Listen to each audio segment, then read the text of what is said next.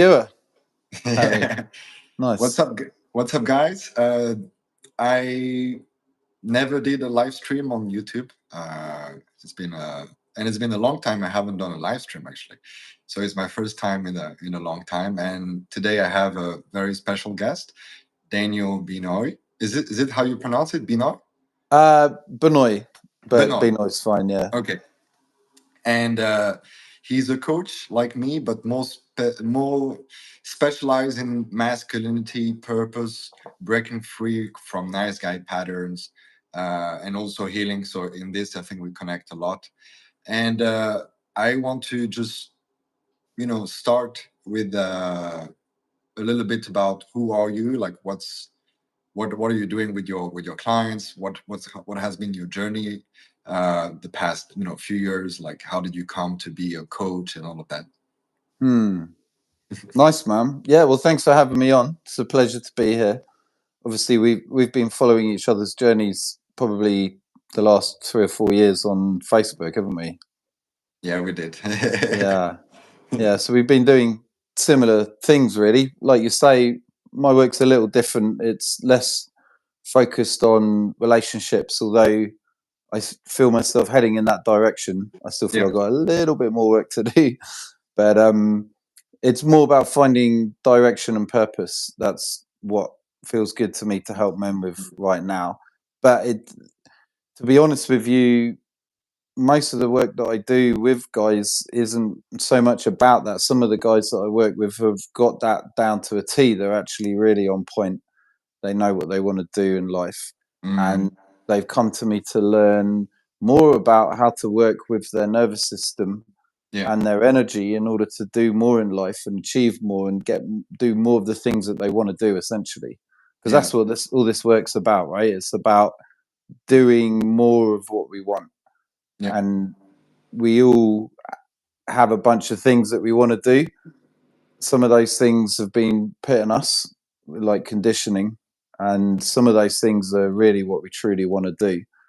And the ease from which we go from wanting something to having it is an indicator to how we're optimally functioning in life, and probably feeling it's linked to our confidence as well. The more we're able to do what we want in life, the happier we tend to be, the more confident we are, and it tends to be linked to how regulated we can be whilst doing that. How can we work with the body and the yeah, mind to ensure that that's a kind of an enjoyable process, I guess, because we want to be enjoying this journey, right? We don't just want to be trying to race to the end, because that doesn't lead to anything but disappointment, at least in my in yeah. my life. I don't know about you. think I think more and more people are realizing this. There used to be a very big movement about working really hard, fuck your emotions. The man is Yeah, supposed to be stoic and all of this. And while it has maybe worked for some people, the clear pattern that is happening when people adopt this mindset is that they eventually burn out. They eventually realize that yeah, maybe you're gonna achieve a lot of things, but you're not happy while you're achieving. yeah, And even when you get to the destination of achieving something like making a lot of money, having a girlfriend, or having an amazing body, you still might feel not happy. mm, You still might feel like there's a feeling of like a lack, like this, like fuck, what else? I need to be doing something. yeah. So it's beautiful to see men becoming more and more conscious about this. And I think what we do here together is to spread this message to as many people as possible so that they get out of this toxic cycle that is clearly coming. I Mm. mean, I'm actually curious from your perspective. For me, I mean, obviously there's multiple ways to look at it, but one of the ways people indulge in this mindset of having to work really hard and having to fuck their emotions and all of this is because of trauma in the first place. Is Mm. because of a painful or multiple painful experiences that lead to developing this coping mechanism, and then the coping mechanism evolve over time. Maybe it's, I don't know, watching porn at the beginning, or smoking weed every day, Mm, and then it evolves as like working really hard, or maybe going to the gym every fucking day and destroying your body and then having an injury after 1 year. That can be mm, also a coping yeah. mechanism. Where do you think it comes from, this pattern of like having to work so hard, like pushing and saying fuck to your emotions? Well, it comes from an avoidance of feeling certain emotions, right? Yeah. That's for sure. We can't deny that. And what's interesting is that we were all born with the ability and the courage to feel every emotion that wanted to come through us. There wasn't an emotion or a sensation that we couldn't handle. And we were babies and we could handle it all. We can handle it as adults. We just think we can't. But the thinking that we can't isn't really a conscious thought. It's from years and years and years of conditioning, Yeah. years of like bracing down and holding our breath when emotions got a bit too difficult. You know, years of being told that certain expressions wasn't allowed, and therefore we lost our connection to our caregivers and therefore our safety line, and we had to hold down certain emotions and we restricted them in order to feel safe in life. And now we're adults stepping out into the world and trying to live the sort of life we want. But in order to do that, we have to go through certain sensations and emotions that come up. And the Yeah. more we restrict that as an adult, the more difficult and challenging it's going to be. I mean, yeah, and going back to what you're saying, this sort of hustle culture would be a good way to describe it, right? It's like fuck emotions, go, go, go. Like when it's, you know, when we look at the guys that are doing that, they don't really look that happy. They tend to have a lot of pride, Yeah. which is, you know, better than hanging around in apathy and fear your whole life, being afraid to step out. I mean, I'd rather have a whole bunch of pride and be doing, and earn a bunch of money and drive fast cars and have a lot of hot women. I mean, that is better.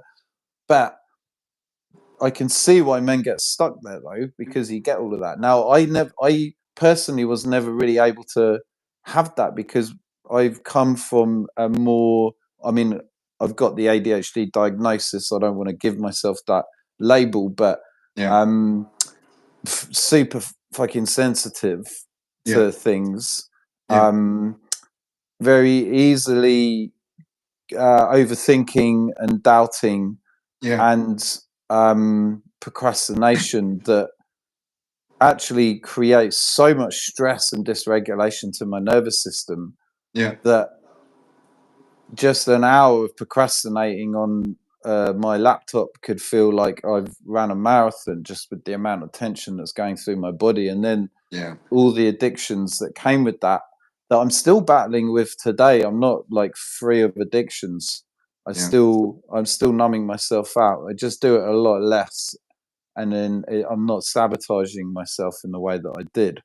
So I think it does depend on the emotion, the predominant emotion and the state of someone's nervous system. We Yeah. tend to fall into these.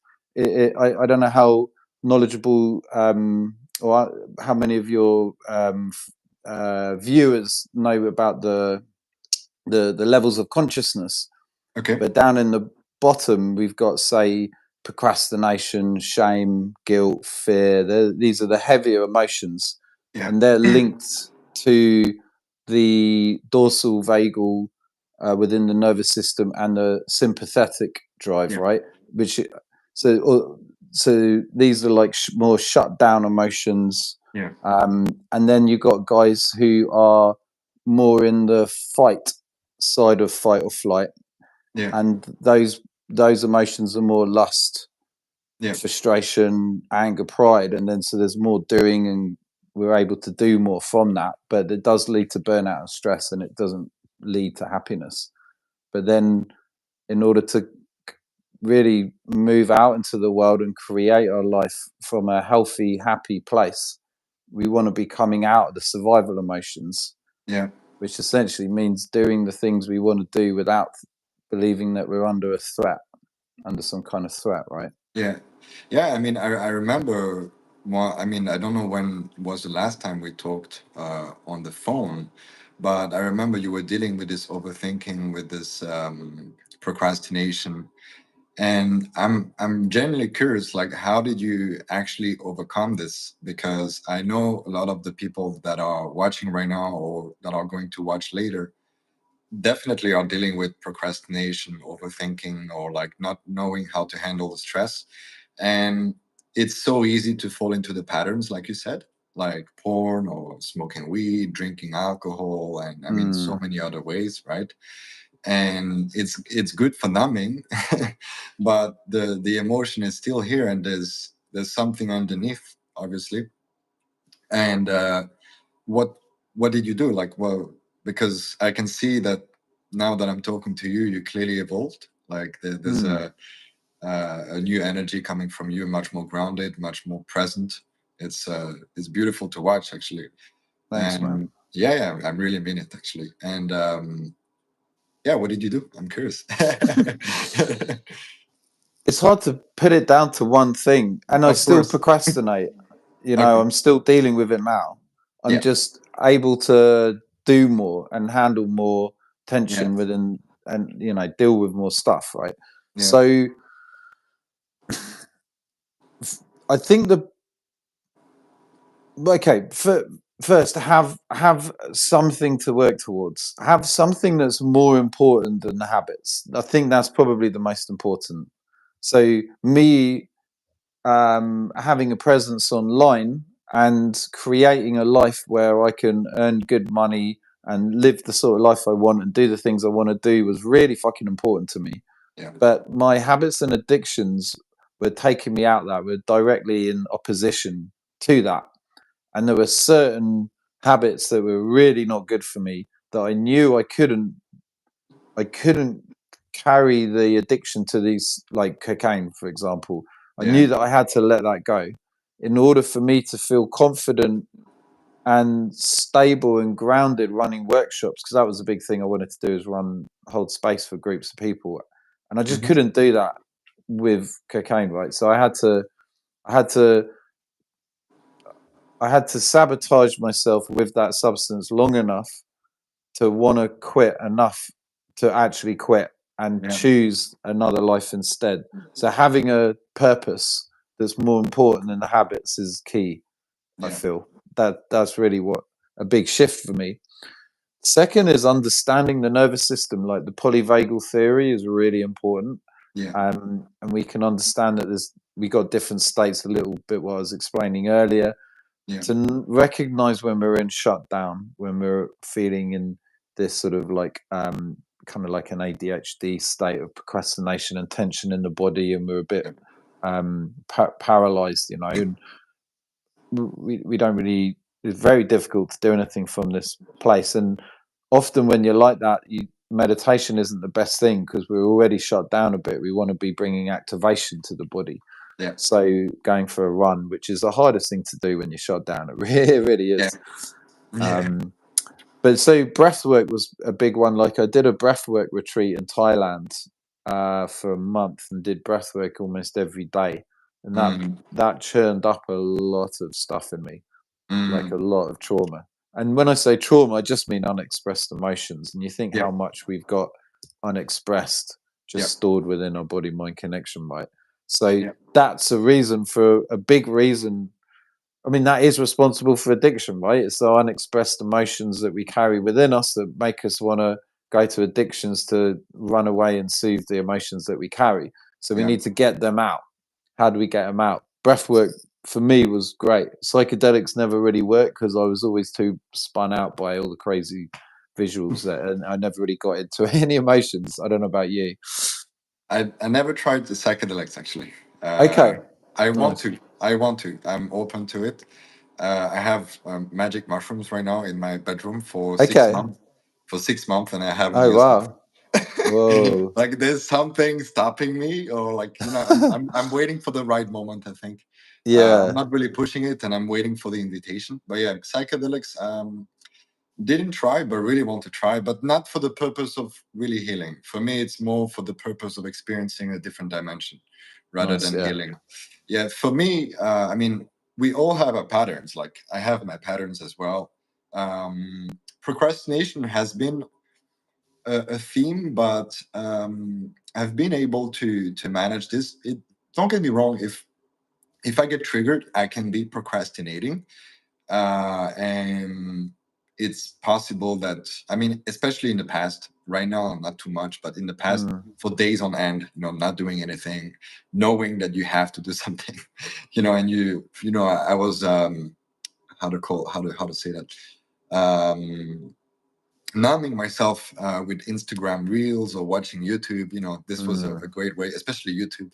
Like, it's an amazing way to numb yourself, because it feels like you're learning something, but Yeah, you can it's get true. caught in this and watching podcast after podcast, and sure, you learn a few things, but you're also numbing yourself. There's something underneath. So for me, Mm. it's funny, because breath work is I know a lot of people um, that use breath work, and it works amazing. It's called pranayama. In yoga they call it like this. It's a form of yoga, pranayama.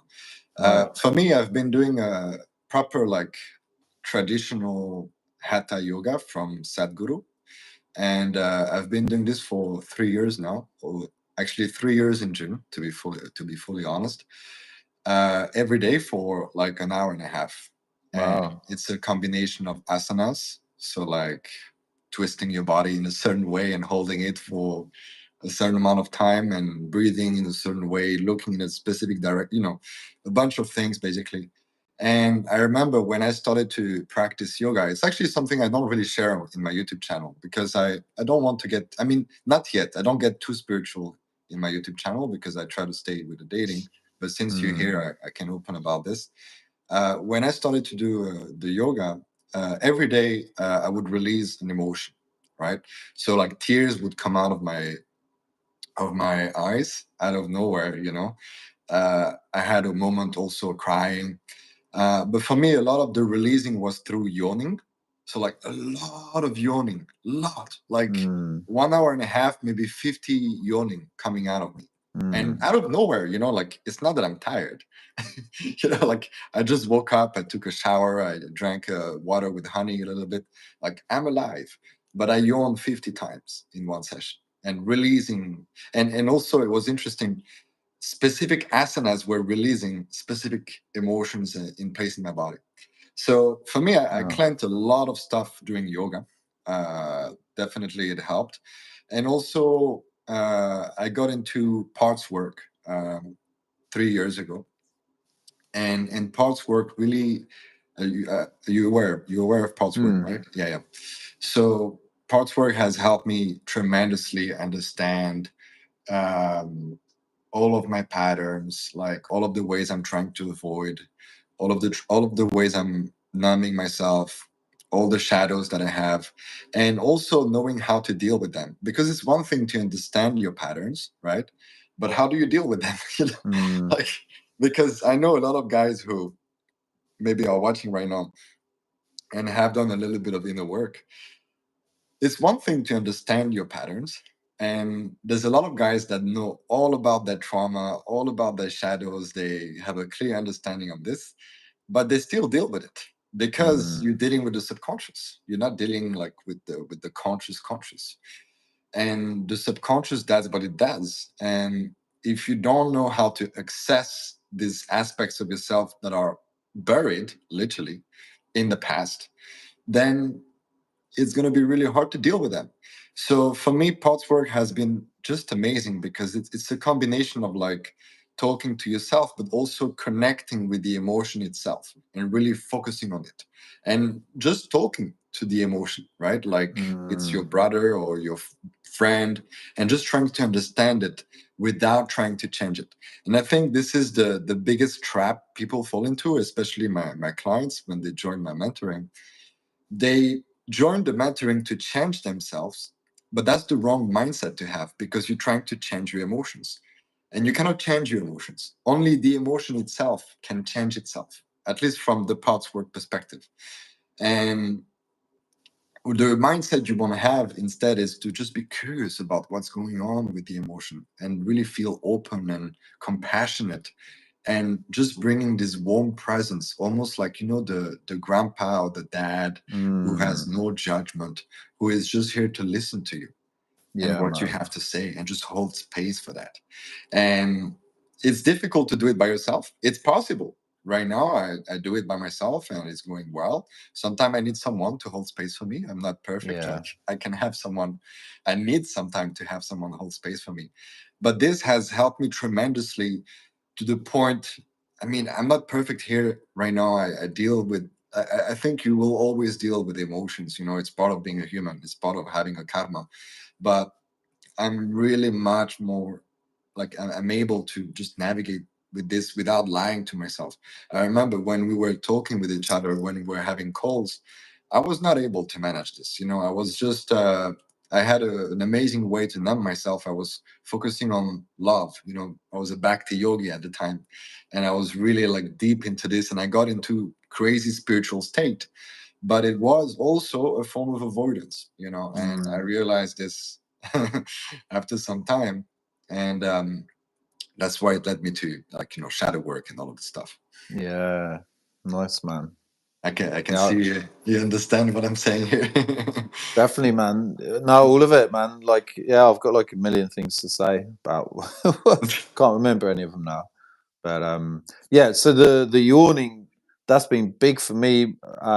Okay. When I did ayahuasca, I was sort of would access these yawns where I would like each yawn would last for like 20 seconds, just like, and I Yeah. really started to learn that it's like a release, right? The And release. same with the tears, and I can often access that as soon as I go into a feeling state or an emotion.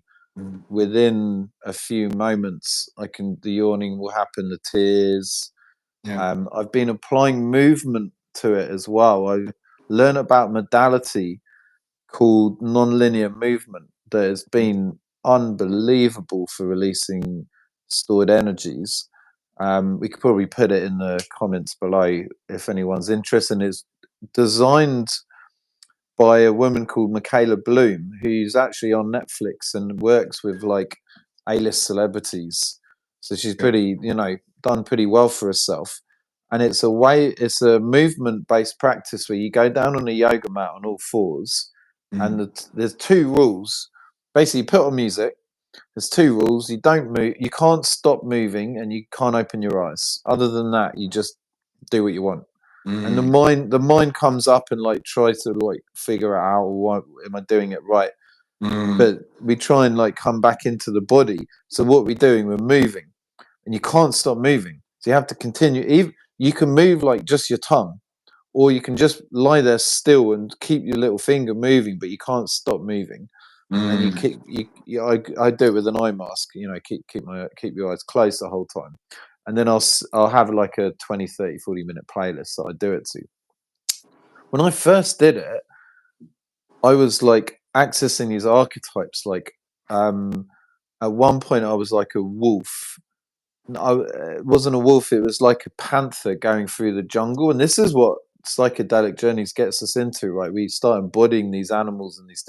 Then I Yeah. had the like a golem like creature. Like I was this. It was I figured out this was my jealousy. Like it Mm, was and then the more I do it, the more I come out of my head, the more my body starts taking over, which I've learned through TRE, trauma relief release exercises, that when we come out of the head, the body actually wants to start becoming one unit by like linking up the fascia. I don't understand exactly what's going on. But if I can truly get out my head within 10 or 15 minutes, I could be doing the most crazy stuff. Like mm. literally arms and legs bent in every direction, just going like just really, really weird stuff. Yeah. And I just go with it. I'm like, okay, I'm just going with it. And then sometimes I can be like choking and it's like black gas coming out. Like the yawning and the teary eye feels like one layer. But I know when I'm going deep because I like choke and Yeah. it feels a bit like purging some stuff from Yeah. down below. So I really feel like that doing that practice, I believe, can truly revolutionize someone's sex life. to new heights. It did for me after practicing it a few times and then having sex, and it was the first time I really got out of my head and sort of embodied my warrior animal archetype and just went for it like an animal would, essentially. And it was really fucking wild.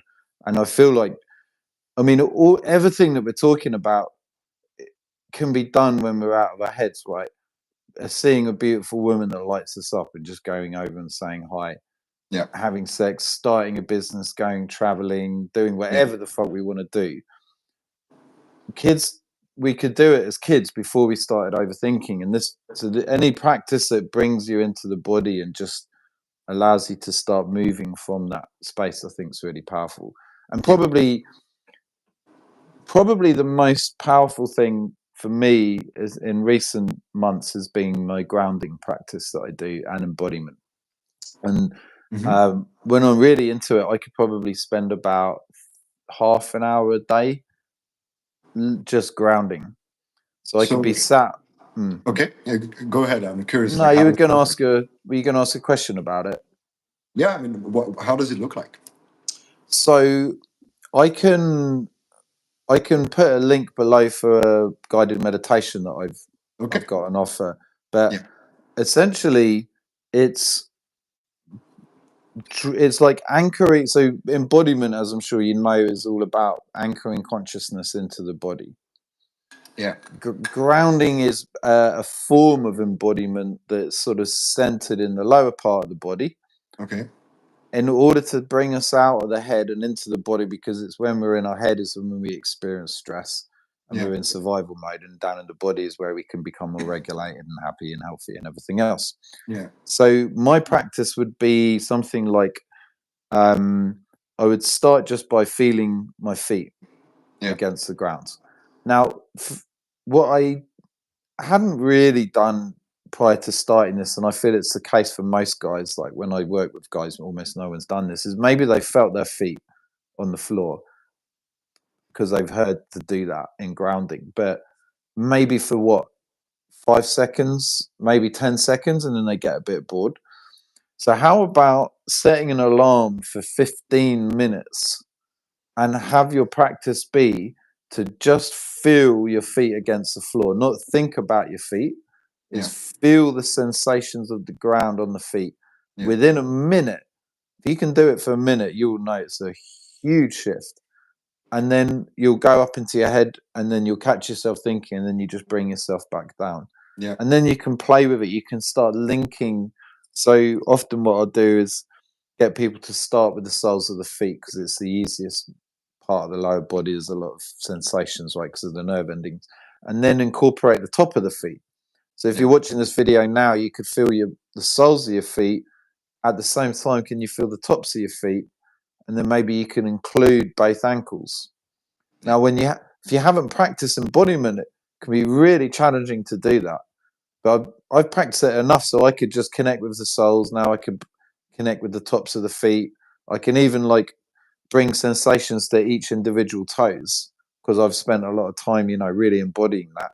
And then you can link the heel with the soles of the foot with the calf muscle. And then you can incorporate that when you're walking through town or just walking through life. Can you kind of feel that your feet and your ankle, so your feet and your heel and your calf muscles are one unit? Yeah. And you can just practice feeling the sensations of that. You don't need to sit down to practice that in an allotted time. You can walk to the shop and see how long you can spend embodying your legs in the walk to the shop and develop it that way. Because the benefits of doing that are huge, so big. The workshops I'm running are, cutting out some of the stimulants has been huge, but I do honestly feel it's my embodiment practice that has allowed me to do things that I really didn't think I could do. Yeah. This time last year, I really wanted to be running workshops. I just couldn't do it. Couldn't bring myself. I was too afraid of messing it up and people not wanting to learn from me. Like a couple of weeks ago, I did a workshop for men and women to come together and eye gaze and like work through a lot of the trauma that they've got standing in the way of connecting Yeah. deeper with each other. That's mental, man. Honestly, to people who know me, it's like, well, yeah, you just, of course, you're doing it. But for me, it's like, no, but you don't understand. This is me. Yeah. Yeah. And that's only come from me connecting with my body more, Yeah. like actively doing that. And then, yeah, that's going to help with loads of areas, like especially with women, right? Oh yeah. I mean, one of the reasons why I got so much into my body is because of women. Mm. Like I think when we started to follow each other's maybe like 5 years ago, yeah, probably 5 years ago, something like that. I was really big on the whole masculinity and body thing because I was practicing it with women. So it's funny that you mentioned this practice of like fitting your feet up to the calves because I propose a like very similar practice in my free course, um, where you basically like go outside in the street because I tell my people to meet women in the streets still in 2025. It's possible. Yeah, Yeah, definitely. it's actually even better, because there's less people doing it. I mean, Sure. I'm not doing it because I have a girlfriend now, but I live in Prague, and this is where everything started for me, like meeting women in Prague, Mm. Czech Republic. Back then, meeting women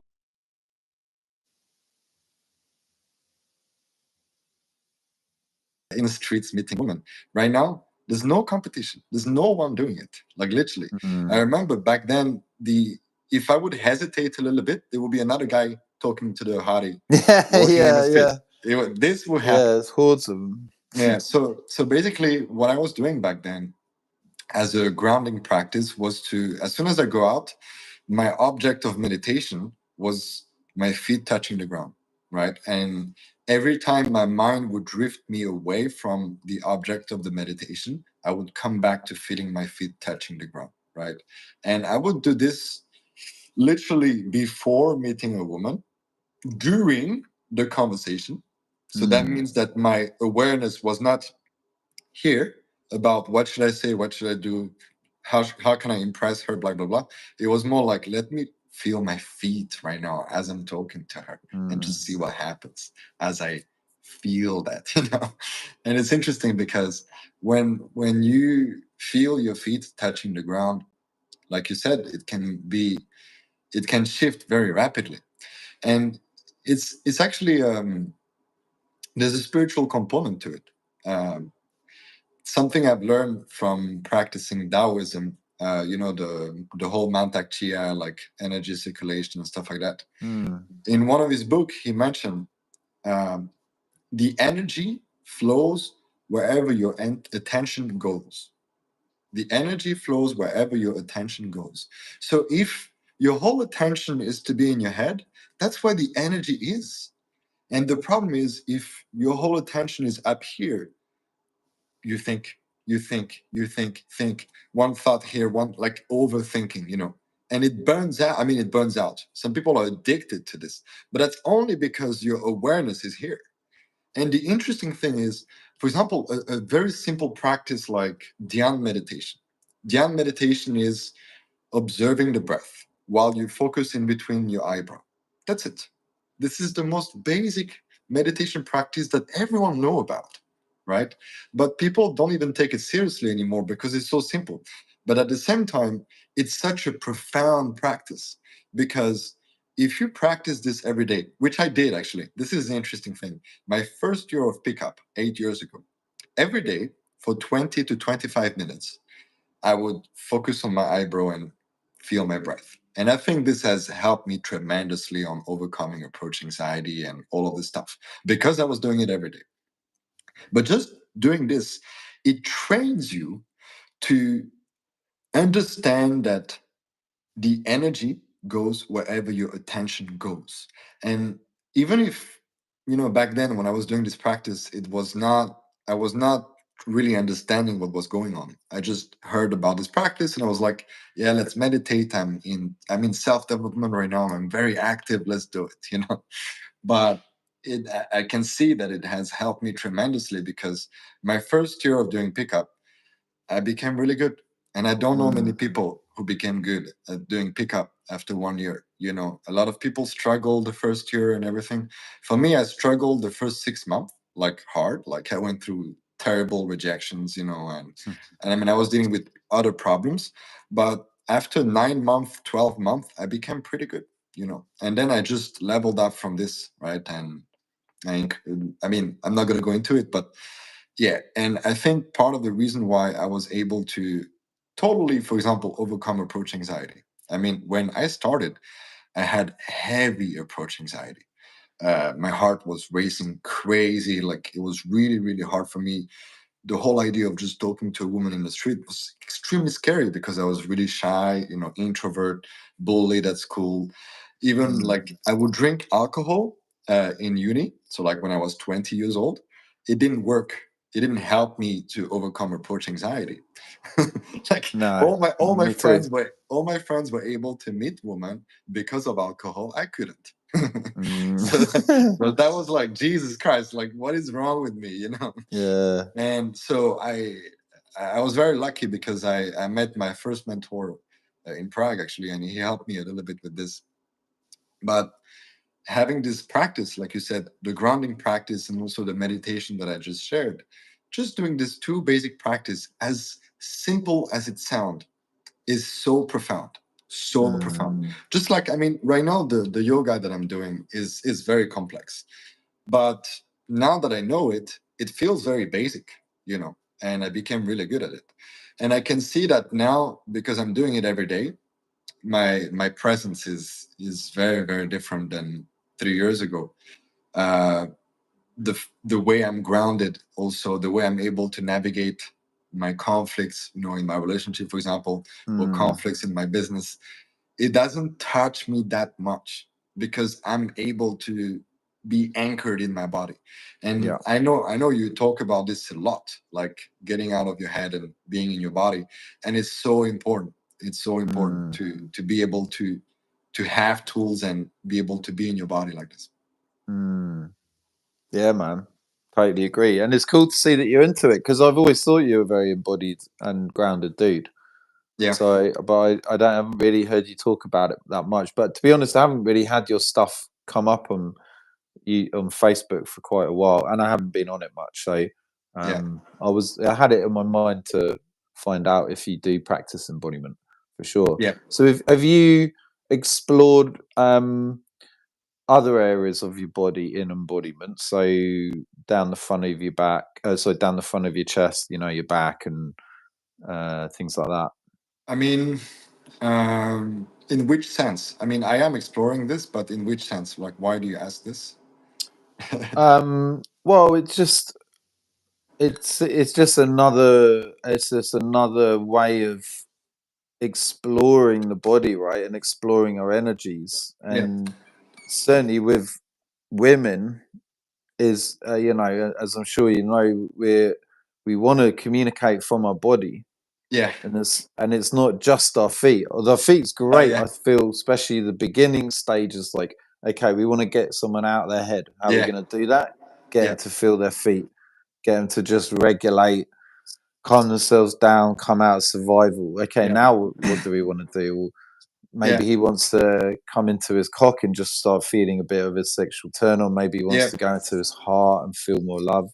Yeah. Maybe he's got to get into his stomach and his belly and feel Yeah. more of this sort of grounded power from there. Yeah. You Yeah. know. So Yeah. I yeah, I mean, mean, I that's a very good question. I mean, for me, it was in stages. Um, since I met my girlfriend, I'm more coming from the heart. I mean, I was coming from the heart before. Uh, what's up, Karen? Hey. hey brother. If you have any questions, guys, by the way, feel free to ask. Mm, We will be doing a Q&A at the end. In probably around 20 minutes, I think we'll do a Q&A. So if you have any questions, feel free to ask anything. We're here to answer. So what I've noticed regarding this is in my earlier years of doing pickup, I was coming more from the cock, right? So very, very sexual. And I attracted very specific kind of women from this place, actually. So women that were coming from the pussy, because it's all just a mirror, you know. From whichever place you come from, the universe will reflect it back at you in this way, right? So yeah, my earliest year very cock oriented, and that's why I got into this whole like tantra, like learning how to circulate my sexual energy, learning how to have multiple orgasm without ejaculating, and I actually achieved that, which is pretty crazy to even No think way. about. Yeah. It's I even did the opposite, ejaculating without coming. That's the Right. Okay. interesting thing. Yeah, Yeah, I've done that. Unfortunately, yeah, it's like kind of it's like fucked the up. opposite. Yeah, Yeah. but he talks about it, Mantak Chia, in his book, in his books. He says orgasm is actually disconnected from the ejaculation. But the thing is, for most men, it's connected, right? It happens, but there's a split second in between the two, and you can notice it if you have sex or if you masturbate, and you place your awareness on your cock and you play with the point of no return, which is basically like the point where you have to come. You will notice that there is a very like a little difference between ejaculating and orgasm. So if you play enough with this difference, with this boundary or whatever you call it, then it's just a question of time, and if you have the right partner, then you can do it. So yeah, like I was saying, I was coming more from the cock, but the more I grew, the more I kind of elevated the expression of myself. And I would say that right now, and I mean right now, before also, I mostly came from the heart, and actually much less from. I mean, still from the cock, of course, it's there, but I'm trying to be more from the heart, which is interesting because now I'm less attracted to BDSM, like extreme dominance and stuff like that. Sure. I had a point in my journey where I had like 20 to 30 different kind of sex toys. I had like Yeah. ropes. I had the bed restraints, and I Me was using too. it constantly. Right now, I don't feel the desire for this. And I think it's because I'm not coming too much from this place of like power. I want to be so powerful, like dominate. Right now, it's really coming from this. Okay, I don't want to say that I'm soft because I'm not soft in the way I fuck, but there's a more softness to it. It's dominance with love, which is, I think, it's almost like I. I mean, I don't want to say I integrated all of this, but it feels like it at least. I integrated the sexual aspect. I mean, I mastered my ejaculation. I can control as much as I want if I want to. The power also is pretty much integrated, and now I'm more here in the heart when I'm expressing myself. But now I'm in a relationship, so it's very much the heart right now, to be honest. Yeah. It is Okay. very Interesting. fulfilling. It's very fulfilling. Sure. Yeah. Wow, man. Yeah. I love this topic of sex. To me, it's probably the Yeah. one that I'm most interested in talking about. And yeah, definitely I resonate with that. I mean, What has been your experience with like being in touch with your body and meeting women, having sex? Like, how did you evolve in this realm?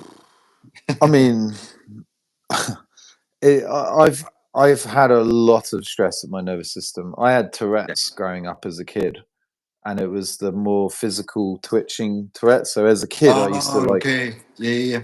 my head was going like that, my shoulders, my fucking legs and arms, and I had like serious shame around it, serious shame to the point where Mm, I never talked, even though everyone knew I had it.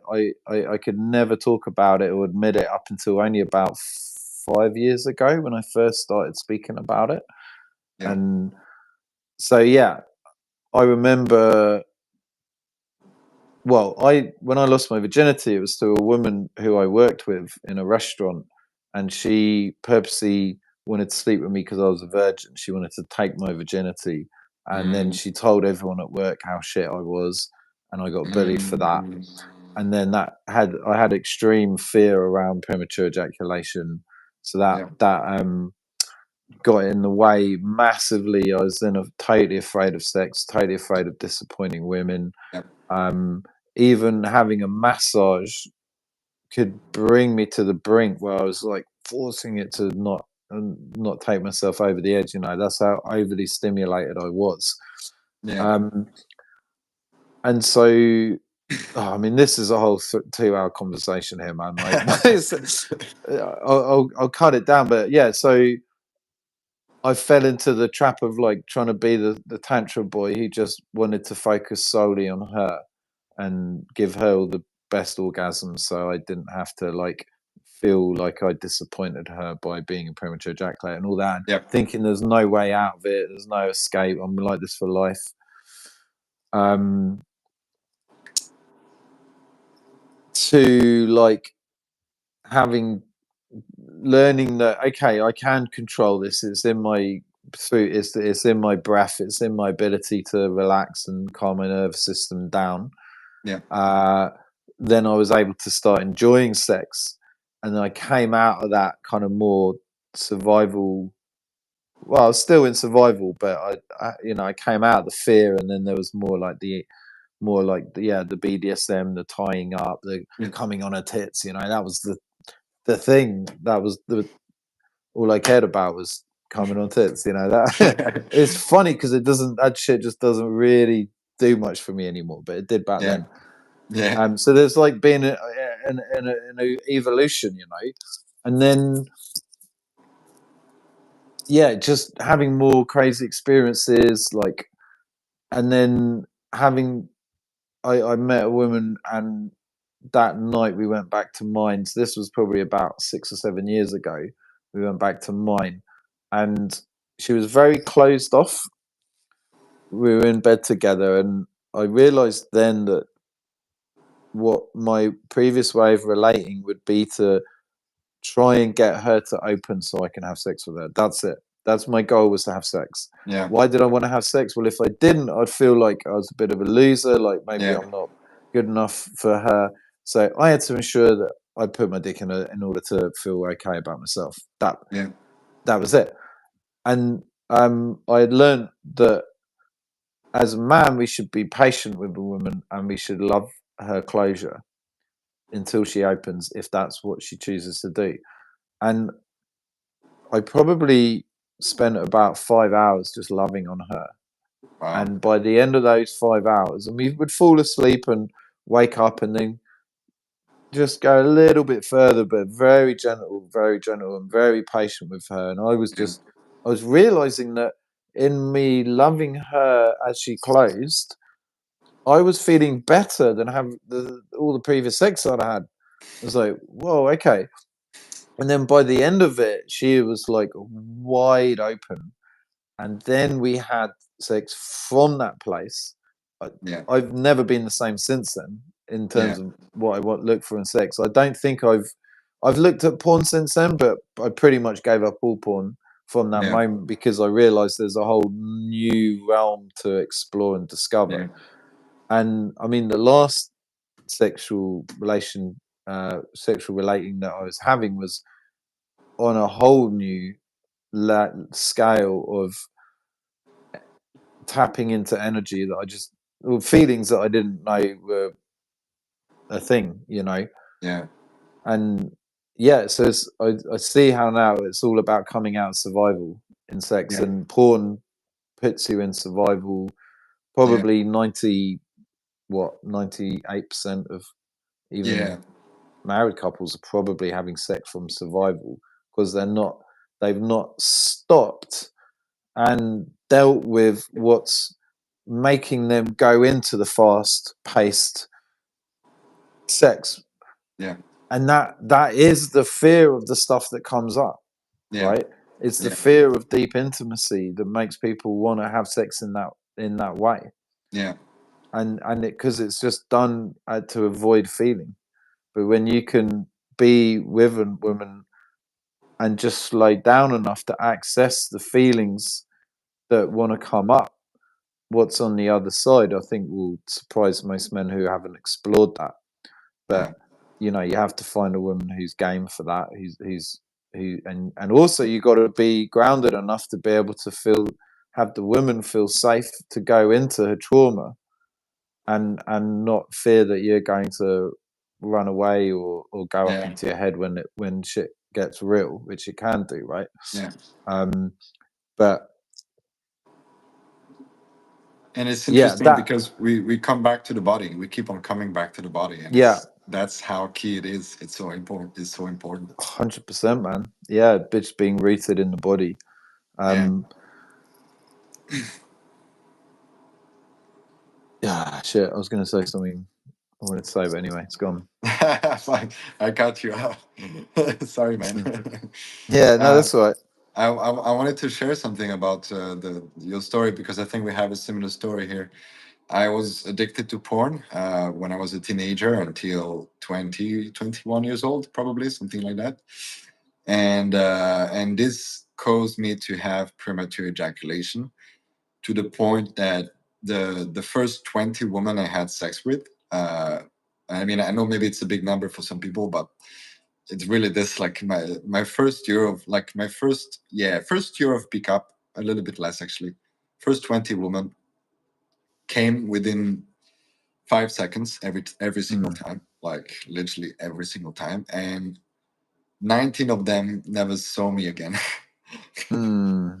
It was really hardcore, and it's Yeah, it's because not of this painful. pain. It's because of this pain that I was forced to learn all of this, because it's like, you achieved a new you leveled up, you're in a new dimension, but you cannot enjoy the dimension, and you cannot enjoy the dimension, like you have a woman in your bed, she's ready for sex, but you feel powerless because you cannot give her Mm. what she needs, and you know what she needs, but you cannot give it to her. You cannot Mm. unleash this beast and do whatever you want.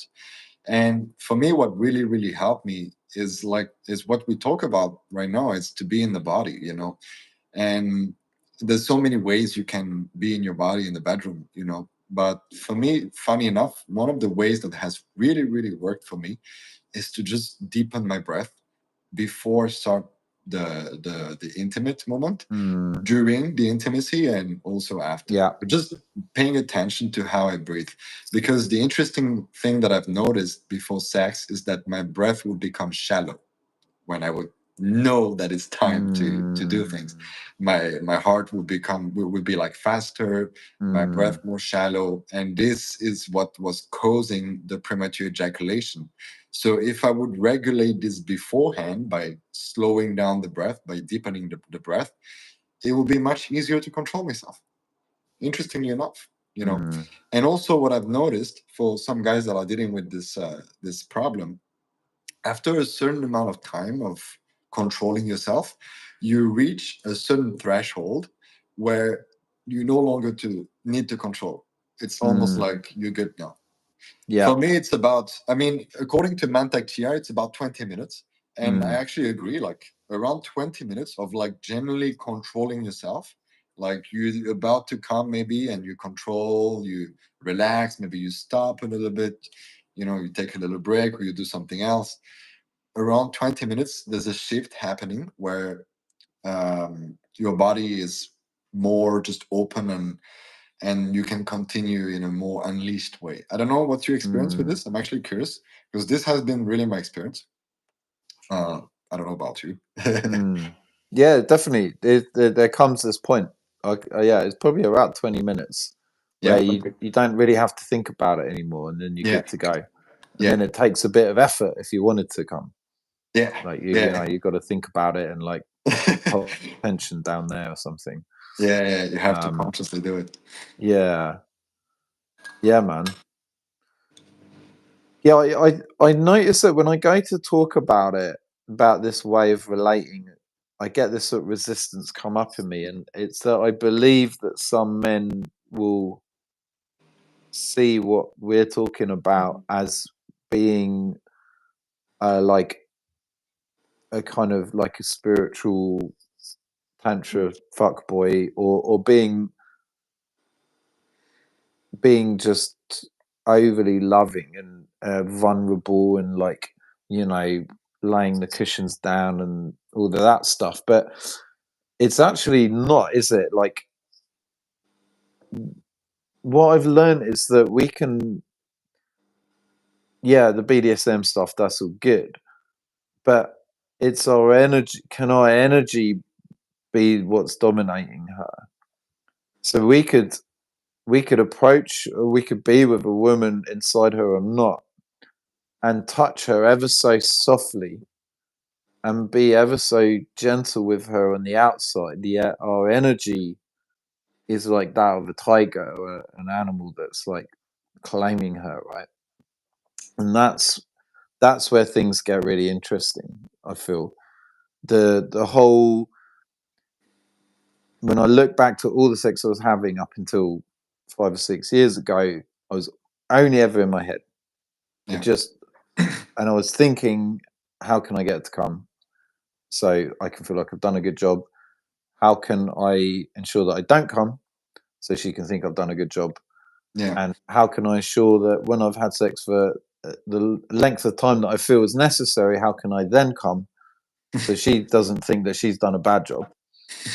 And sometimes I'd even be thinking, wow, I can't wait for her to tell her friends about me. I'm doing a great job right now, you know. It's just so much thinking. Mm-hmm. Yeah. But when you can like, yeah, it's just, that's like 1%. There's like this whole new realm to explore when once you come Yeah. out of survival, and you can just be with her. And I'm learning about loving through your penis. Have you heard about this, like transmitting love through your penis? There's a woman by your name. Her name's Uh-huh. Sasha Cobras, I think. Very similar to yours, same first name. And Yeah. I can't remember where she's from. She talks about this a lot, Yeah. about can you love a woman through your penis? Yeah. And I've done this. have you? Nice, man. Yeah. Yeah, yeah. I mean, it's you need to use it with caution in the sense that it's very powerful, and I would recommend to do it with your girlfriend, not with someone you don't really know. Mm, I used it the wrong way, sadly. right. And what Well, happened? it's very powerful because you have the sexual energy, but you're adding the love to it, from your heart. I mean, that's how I did it. I mean, I don't want to go into the whole detail because it's Yeah, very, man. but basically, you don't just penetrate her pussy; you penetrate her heart as well through your Mm, dick, right? And so what was happening for me at the time, and that's why I'm saying it's dangerous, is that the woman will fall in love with you using that, yeah, like yeah. like crazy. Is a level of connection that no woman experienced in their life. This is Mm, this kind. So it's very easy that she falls in love and that she sees you as like the man. And if you have no integrity, which I didn't have too much at the time, and I was a bit of a, not, I wouldn't say a liar, but very avoidant. I would tell them like, oh yeah, I love being with you, blah, blah, blah. But I was a digital nomad. mm, In 1 month, I'm out. yeah, Never see you again. yeah. So I destroyed a lot of hearts like this, a lot, Mm, like, and I didn't care because I was like, yeah, we didn't talk about relationship and stuff like that, but I was opening this woman, literally, like women that were closed their whole life. Some of them never had orgasm and stuff like this, and they experienced this crazy, like, orgasm, crying after an orgasm, releasing trauma from orgasm, this kind of stuff, and obviously they connect with me, and like, you break the bond like nothing happened, but something deep mm, happened for her. yeah, The man. thing is, for me at the time, it was nothing for me because I Yeah. didn't care. I was all about, like, all about freedom, all about love, and I didn't really care about integrity, authenticity, and stuff like that. I was not Mm, interested in that. So yeah, that's it's a powerful thing, but with integrity. I mean, everything that is powerful needs to be used with integrity. yeah. Because it can be misused in so many ways. So definitely, this is powerful, and it's something to use really with caution. That's Interesting. So I've yeah, got a question for you then. I'm just noticing the time as well. yeah, But have you got time for yeah, yeah, yeah, quick something? yeah. So it's something that I almost see no dating relationship coaches talk about is the uncoupling. And I've always thought it's so important, especially Yeah, when you get embodied and therefore you yeah, don't want surface based relationships. It's like for me now, yeah, if I meet a woman, I want to go deep pretty much instantly because I'm a deep guy, right? And that yeah, means creating bonds, yeah, close bonds, and it also means breaking hearts. yeah. If where am I going with this? How do you uncouple the right way without hurting too much? Well, so I guess yeah, the whole loving through your penis thing. It's not so much that. Would you agree? It's more in how you uncouple because it sounds Yeah, like you were uncoupling in a way that you probably what most guys will do is just end it and then walk away, and yeah, leaving her like re-experiencing all manner of trauma. yeah, But it's I still haven't figured out exactly the way. I mean, I know it's to be there with her while she goes through the pain and that, but I still feel guilt. I feel like I'm doing wrong by her, even if I'm there for her and I'm not being an asshole and I'm got yeah, good integrity and I'll love her through the pain. So, yeah. do you know what I'm getting with that? Well, if you separated, it's not your role anymore to be with her, and that's, I Yeah. think, the biggest thing. I've noticed this in my previous relationship. I was taking care of my ex girlfriend financially because she started to travel with me, and then I left her, in Portugal, and I was sending her like 500, 700, like 500 euros a month for her to survive in Lisbon. But she was attached to me also, and while it was a beautiful act, and I know I helped her so much. Also, there's the downside of like there's still the connection. So when you let go of someone, in my experience, this person, if she wants to move on, she should move on without you. You know, Yeah. at least there should be a period at least where you don't meet, you don't talk, you be by yourself. Because if you try to help her in the process of letting you go, right? It's not going to help her let you go because you're with her, Mm, right? It's not going to help her as much as you try to come from the right place of like, I really don't want to hurt you. I want this to be so good and everything. It's not your role. Your role was to be her boyfriend, and now you are her ex-boyfriend. That's your role, at least for a certain period of time. It doesn't mean that it's going to stay like this. Maybe you can be friend after, but there needs to be a period where you cut the cord because the cord needs to be cut. mm, And that means that she needs to feel the pain. I remember Thomas Wiggum, one of I don't know if he was your mentor, but he was mine mm. at one point. Yeah. He said, when you go through a breakup, you burn the attachment, and you're burning. It hurts because it Mm, burns, and that's supposed to be like this, and that's okay. You're supposed to go through the pain yourself and mm, her, and it's totally okay to detach yourself from each other's. It needs to happen. You know, I see too many like ex couples still dating each other's, but not, like kind of like yeah. playing. Like recently I had a call with David, a common friend that we have. Mm. He's still like playing with his ex for I don't know how long. Yeah. And it's like, brother, what are you doing here? Yeah. You Yeah. know, Sure. this I hear clearly you. is dawn. What are you holding on to?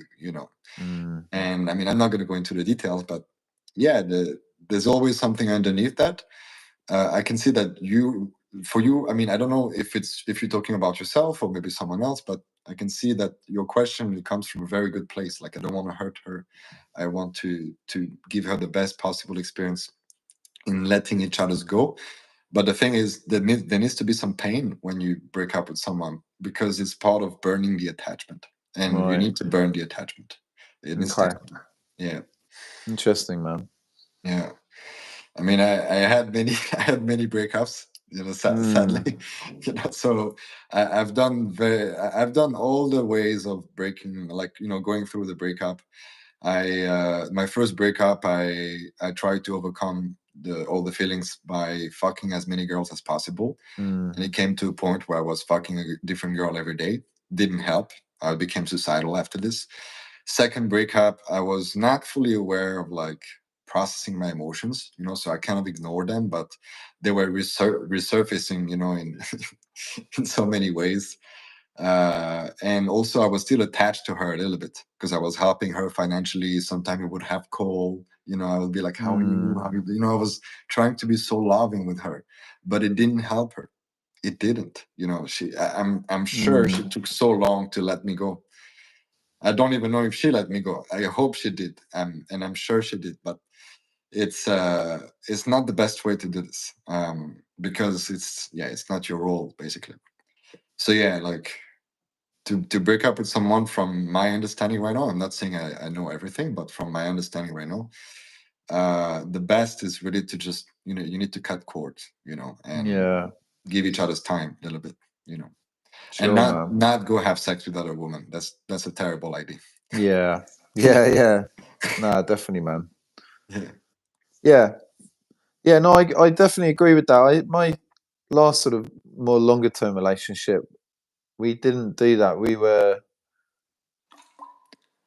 probably in contact for about 2 months afterwards. Hmm. So if it was a good, it felt like right, and then we kind of just drifted off. But Yeah. I think it depends on how the relationship ends because we kind Yeah. of just fell into friendship whilst we were still together. Mm, yeah. So that Yeah. was a bit different when you break it off with someone and there's still. I just see a lot of men that don't the no. I think what you're describing, that sort of no contact, can be done consciously and unconsciously. Oh yeah. And for a Yeah. lot of men, they will break it up and they don't want to have to deal with all the emotions. So Yeah. they'll do it from a very cut off, Yeah. disassociated, look, I'm Yeah. done. I don't want to talk to you again. And then she's left like, what the fuck? And that can, I believe, be re traumatizing. I don't know if you agree with that. But That then could be. being there for her, but also being quite firm in the fact that we need to, you know, Hmm. this is part of our process, Yeah. and it also depends on the woman whether she is on a spiritual journey herself. Otherwise, this Yeah. whole idea of like burning off karma or attachments won't make any sense, and she'll just yeah. But yeah, interesting stuff, man. Yeah. I mean, you're right about the if you became friend. It's a bit of a different example. It never happened to me to have a girlfriend where we became friends. Mm, There was always polarity in my relationships, except when I was a nice guy and all of this. Then I yeah, had no polarities. But right now, it's like it's not happening. So I don't have experience with that. So I don't know in that sense how yeah, you can handle nice. properly with this. So yeah, I see one guy commenting, Razvan. I'm in a long-term relationship with a girl over 3 years, and I have really bond well with her. The problem is that our sexual life is really struggling, as I am not excited to sleep with her anymore. Yeah. It's Do just you what we're talking about, really, isn't it? Yeah, I mean, it's good that you're here, brother, to listen to this. You will need I mean, I don't see any question here, so that means I will not answer anything because there's no question. But I mean, we can say we can give you guys 5 minutes. If you have any questions, feel free to ask anything. If not, I think we will just end the live stream here. It was very beautiful, and I really enjoyed the conversation with you, man. It was Yeah, great. man. Yeah, Yeah. me too. And I think so. We will do a live stream in your channel. I Yeah, don't know when. So you yeah, guys, maybe week off the next. yeah, the week after the next week. Yeah, I think that would be a good time. Okay. And I can put my channel. We can put my Yeah. channel in the comments of this video once Yeah, it's. yeah. So it's actually already in the description. So Oh, people can okay, click on the description of the live and they will see your channel. I already put it. But you nice can one. definitely write the comment as well if you want and put your channel there so they don't miss it out for the replay. But yeah, please, guys, check his channel. He talks about many things. He has a different angle of talking about masculinity, even though I think we connect in so many ways. But I'm sure you can learn so many things about being a man, overcoming nice guy syndrome.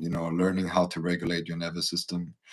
I can see you have a lot of wisdom to share, and that's why your channel popped, man. I mean, fuck, you grew fast, huh? Thanks, man. Yeah, Yeah, it's been a wild ride, but I've enjoyed it. Yeah. But you've been consistent. I saw it, and yeah, it's just there's no secret, you know. If you have something to share that is powerful and you're consistent with it, it just happens, you know. Yeah, man. That's it. That's the way to do it. Yeah, For and sure. I can see we've been like almost like following each other in that sense, you know. I mean, I was a bit earlier to grow, Okay. but you're catching up right now. Yeah, man. So you've been I think I remember you put out when you were Yeah. monetized. It was sometime this year, right? Yeah, it was I think January maybe. January. Or Okay, cool. maybe a little bit before. I don't remember. Yeah. Right. So you had hit your 1,000 subscribers and the 4,000 watch Yeah. hours. Yeah. Nice, man. Yeah. So I That just did it 2 weeks ago. That's amazing, man. Like so powerful. But you see it now. There's a threshold, so you don't get the money yet, right? Like you have to eat the threshold. Yeah. It's true. I mean, I'm looking forward to. Yeah, at the moment, I mean, I've made like £5 in the last 2 weeks, I think. So it's not much yet, but yeah, definitely looking forward to when the big money rolls in. And Yeah. It's I mean, for me, YouTube now is like it has become this almost like a routine. You know, it's so normal for me to shoot for YouTube. Like it just happens. And I remember because of my perfectionism, it would take me like 4 hours before to make a video, which, you know, I let go of the perfectionism a little bit. Nice. It fucked me up, you know. But right now, like, Yeah. right now when I make a video, it's so effortless. It's so nice. And Yeah, that's the way, man. yeah. Yeah, Okay. just hit record. I think Karim did have a question. So when do you feel each one, the turn on and the heart? Oh, so when do you feel each one? I was going to say as often as you can for as much of the day. There's never really a bad time to be feeling into both of those energies. Yeah. Obviously, it's difficult to maintain it all the time, but Yeah. I don't know about you. Personally, I mean, right now I don't focus so much on the turn on, unless I want to be with my girlfriend in a certain way. So for me, I focus more on the heart right now, more than the turn on. But if you're single and you want to meet a woman, you definitely have to open this more. I mean, in a relationship as well. I'm not saying like it's fully closed for me. It's just not really my focus right now. I have bigger things to think about than sex.